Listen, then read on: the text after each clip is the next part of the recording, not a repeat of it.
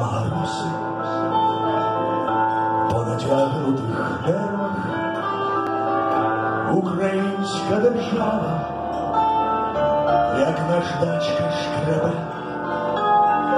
Хто стояв на майданах, хто у тюрмах відсидів, хто за правду боровся, вас навік прокляне.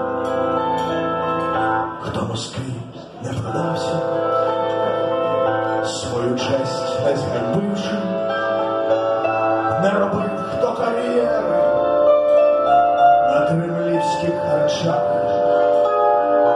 Той, хто бився за волю, хто врагам не корився, хто за віру загинув у страшних таборах.